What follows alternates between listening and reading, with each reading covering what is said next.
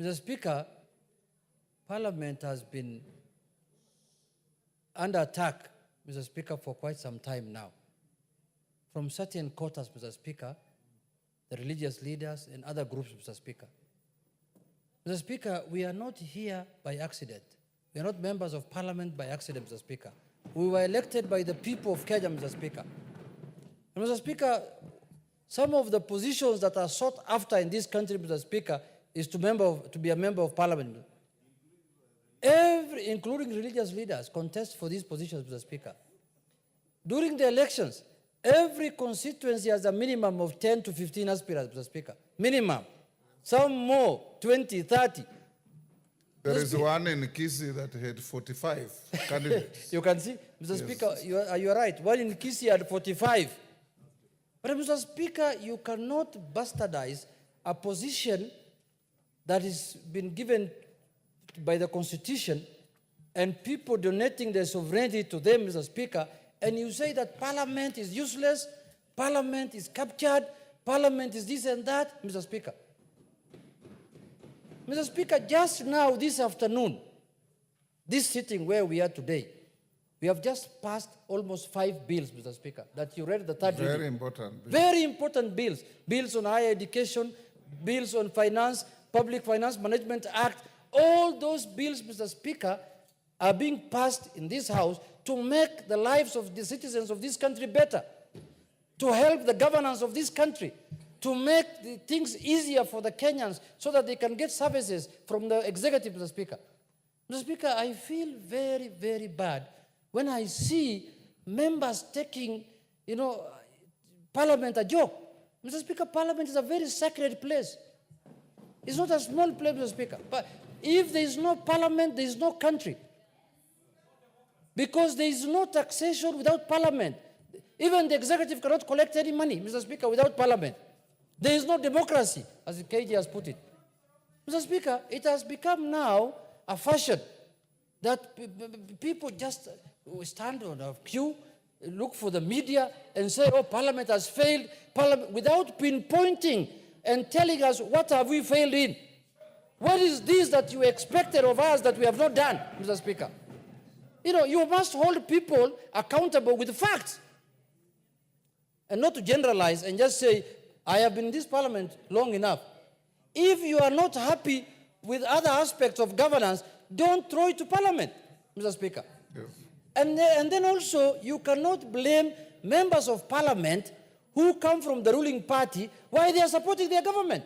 Yes. People have been elected on parties. Yes. People went to be elected on Kenya Kwanza, others went to be elected on Azimio, others went to ODM. Mr. Speaker, you cannot blame a member of Parliament from the ruling party. Why is he supporting his government? He made a decision in 2022 to run on that party and to support that government. Mr. Speaker, this is the place we need to speak. If the church can speak in the church, we will also speak in Parliament. No, that's the truth of the matter. We are going to speak here. Everybody has a mouth to say, and everybody has a forum to talk. If there is no mutual respect, leadership must be respected. We are speaking on behalf of people. Every member of Parliament here has been given mandate by people. Nobody is here invited. Nobody has come here under the invitation of anyone here. Everyone has been elected. Some of the members here, like the women reps, have come here with over 400,000 votes. It's not a joke, Mr. Speaker. People don't know how difficult it is to convince 400,000 people to vote for you. People don't know that, Mr. Speaker. People don't know how difficult it is to wake up people at 5 a.m. in the morning to queue so that they can vote for you, Mr. Speaker. People don't know that. We respect our religious leaders. We respect them so much because they are the people who guide us spiritually. But, Mr. Speaker, politics is different from religion. Completely different. If you think there's an issue that you're not happy with, as a leader of another sector, a religious leader, or even whichever leadership you have, address members of Parliament with dignity and decorum. Don't belittle them. Don't make it as though they are nobodies. Mr. Speaker, These are serious people who are passing laws in this house.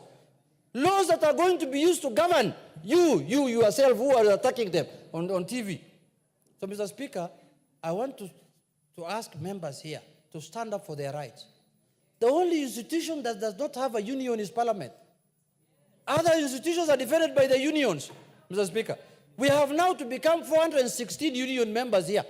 And especially people like attacking the National Assembly. Mr. Speaker, this National Assembly has passed under your leadership for the last 2 years over 100 bills, which have been assented to by the President, which have become laws, which are helping the country. So, Mr. Speaker, in conclusion, I want to say, let us rise up for our rights. We are not going to accept this now lying down. We are going to stand up for our rights, and we are going to become the union leaders. As the minority leader, as the majority leader, now we are going to become union leaders of Parliament, Mr. Speaker. And we will defend, because institutions of governance must be respected. And Parliament is one of those institutions. Parliament has been created by the Constitution. So if we don't respect our institutions, how do we respect the mosque? How do we respect the church? If we're not respecting the institution that is used for governance. With those few remarks, Mr. Speaker, I want to urge people outside there to be respectful. Otherwise, you will know why chicken doesn't have milk. Thank you very much. Honorable members, I will allow you, but I also want to point out the leadership of this House, including Majority Leader, JUNET, my able deputy, the whips, the chairman and chairpersons of committees. We assembled in Naivasha for a meeting, a roundtable meeting with KEPSA, and a meeting of leadership. And one newspaper with wide circulation 2 days ago had a screaming headline that the Speaker of the National Assembly had said that members were stealing money from their bodyguards. And they were purporting to quote the outcome of the meeting where both JUNET, Mwenje, Ichungwa, and all of you, Alice, you are.